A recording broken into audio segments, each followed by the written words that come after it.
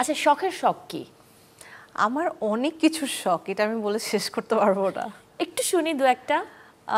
আমার ট্রাভেলিং এর শখ, আমি Okay. ভীষণ ফুডি, আমার ডিফারেন্ট ডিফারেন্ট ফুড টেস্ট করতে খুব ভালো লাগে। আহ, আমার গান শুনতে খুব ভালো লাগে, সেটা স্পেসিফিক কোনো সং না, আমি সব ধরনের গান শুনি। আর আমার Okay. হচ্ছে গিয়ে, যেহেতু আমি নাচ করি ছোটবেলা থেকে, আমার প্রচুর নাচের ভিডিও দেখা হয়। মানে সেটা দেশের বাইরের যে কোনো কন্টেন্টের, মানে যে কোনো ক্লাসিক্যাল হোক, সেটা হিপ হপ হোক, ওয়েস্টার্ন হোক, যেটাই হোক না কেন, প্রচুর নাচের ভিডিও দেখা হয়। এই জন্যই মনে হয় আমরা শখের কাছ থেকে ভালো ভালো নাচ দেখতে পাই। হ্যাঁ, তাও ওইভাবে তো এখন আসলে নাচের, আগে যেমন অনেক নাচের প্রোগ্রাম হতো, এখন তো ওইভাবে প্রোগ্রাম হচ্ছে না। এখন যেটা হয় যে টুকটাক কন্টেন্ট আমরা ফেসবুকে বা এবং আমরা দেখিও সেটা ভিডিও, তার দর্শক যারা শখকে চেনে তারা সবাই জানে যে শখ খুব ভালো, নাচতেও পারে। আচ্ছা, যদি জানতে চাই শখের কোন শখটি এখনো পূরণ হয়নি, কোনটা বলবে? শখের কোন শখটা, অনেক অনেক ভালো ভালো কাজ করার শখ। মানে এখনো আমি কাজ করে আসলে আমার মনে হয় যে আমার আরো অনেক ভালো কাজ করতে হবে, আরো অনেক ভালো কাজ করতে হবে। এটা তো প্রফেশনাল অ্যান্সার হলো।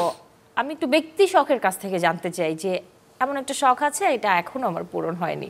না, আলহামদুলিল্লাহ, আমার পার্সোনাল লাইফে আই এম ভেরি হ্যাপি। আমার মনে হয় যে আমার সব শখই পূরণ হয়েছে। আর আমার এখন সবচেয়েতে, মানে আমার পুরো লাইফটা ঘিরে আমার মেয়ে আসলে, সো ওর থেকে বড় শখ আমার আসলে এখন কিছু নেই।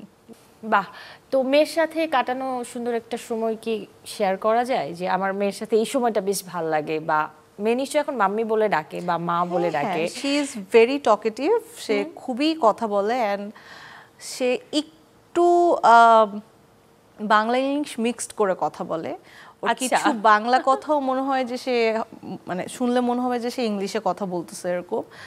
আর ওর সাথে আমার খুব পছন্দের কাটানো সময় স্পেসিফিক বলতে কিছু নেই, কারণ এখন মায়ের কাছে তো আসলে সন্তানের এখন সব মুহূর্তই পছন্দের, খুব পছন্দের, তারপরে যেটা কিন্তু মাথায় বা মনে গেঁথে থাকে।